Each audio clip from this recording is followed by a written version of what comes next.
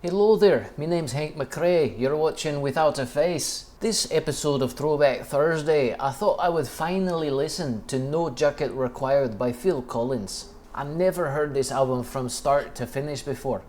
Of course, I am familiar with Phil Collins' greatest hits, and I'm more than aware that he used to be in a band called Genesis, and that band broke up. This album is turning 40 years old, released February 18th, 1985. I'm gonna listen to the opening track, Sussudio. Of course, I've already heard this song before, but not in the context of a full album, only on the compilation. So musically what's going on here, you got the keyboards or the synthesizers plus a funky guitar, as well as a horn section. I feel like this song is the epitome of 1980s feel-good dance music. Lyrically, I suppose it's about a woman named Sussudio that he might have been crazy about. Or it could have been a fictional woman as well. Or maybe Sussudio is the code name that he gives for the actual woman. Okay, now I'm gonna listen to Only You Know and I Know. Man, he really was one hell of a vocalist. I know he's declined in health. My heart goes out to him. I love this middle section going on here. I hope I hear that again. That might have just been a bridge. Oh, we've got a hair metal guitar solo here. Okay, that was a very upbeat song, but lyrically it seemed to be about maybe feeling uneven in a relationship or something of that nature. I thought it was a good continuation of the high energy of Sussudio. Now we're gonna listen to Long Long Way to Go. I like this song a lot. Sounds like more of a atmospheric slow ballad. Kind of reminds me of the Donkey Kong soundtrack, the underwater level. Of course, that came much later than this song did. Powerful. Alright, Long Long Way to Go is a very powerful song. It's a ballad, very slow, of course. Lyrically, I feel it does not leave much to the imagination. I feel like he's trying to focus on much greater travesties going on in the world than whatever may be ailing him in his own life. So kudos to him for acknowledging the plight of many people in this world. That's a song that I would like to hear again. I noticed that in the chorus, it seems like he's addressing indifference to the suffering of many people. Turn it off if you want to. Just look away and it'll go away. Of course, that's not something that he really means himself. Alright, we're gonna listen to I Don't Want to Know. I love this chorus. The verse was really catchy and upbeat. Got a little key change here now, and got the horn section coming in. Got a very symphonic feel to it with the guitars and the horn section here. And the song ends with a fade out here. Okay, my thoughts on I Don't Want to Know. Why isn't this song way more popular than it already is? I like I Don't Want to Know much more than Sussudio, Only You Know and I Know, Long Long Way to Go. I feel like this should have been the lead single of the album. Masterful song. I'm gonna be listening to that one a lot more. Okay, next we have One More Night. I think I used to skip this song if it was on the greatest hits. You know, one thing that I feel is very prevalent on his album lyrics, at least with this album, is he's writing in the literal sense. There's not a lot of metaphor going on here.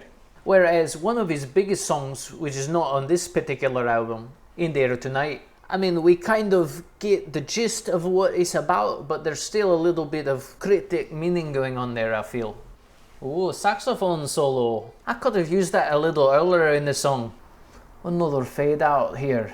Okay, one thing I try to remind myself and remind others as well. Music, of course, is a matter of taste. I don't really like the taste of One More Night. But it's got 250 million streams on here, which means it's probably been heard 5 billion times. Like ever since it came out on a vinyl album and a CD and cassette between 1985 up until the present time, I'm sure it has been heard at least 5 billion times. Something like that. I mean, I feel like I could make a song like that, but I just don't envision myself having a song that big.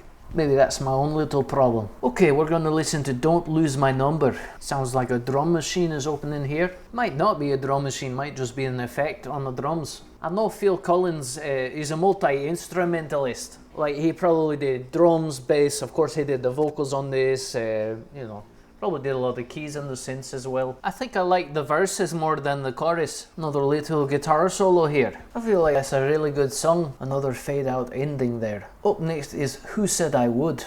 I love the intro to this already.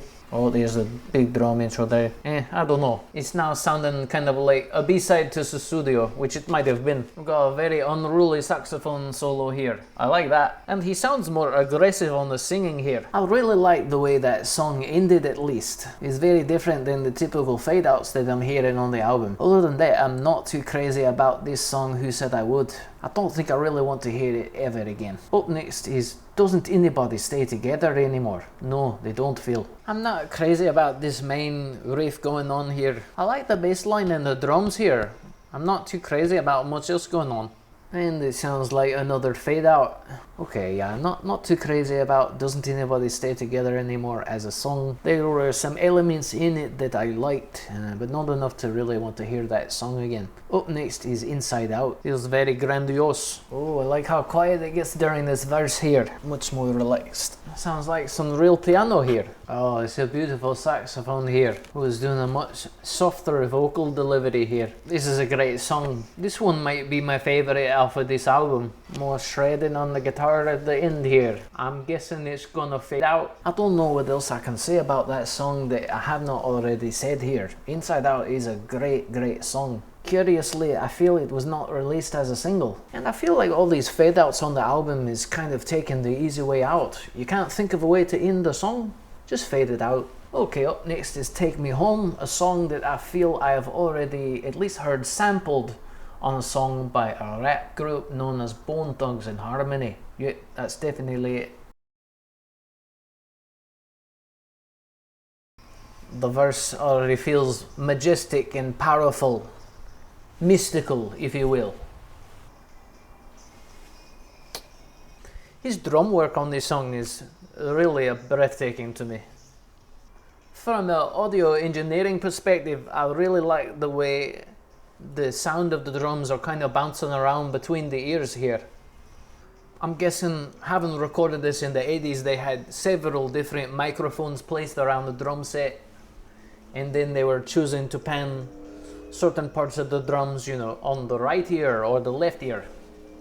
What do you know, another fade out here. I feel like maybe that could have been the album closer. I really hope this next one is a proper closing track. It's called We Said Hello Goodbye. I feel like I'm hearing the song to an RPG video game or something here. That's a compliment, by the way. It's now feeling more like a John Lennon song here. It's got the slap back on the vocals here, a little bit of piano reverb here. I'm trying to like this song. I think I'm just not crazy about the chord changes here. His singing is phenomenal here though.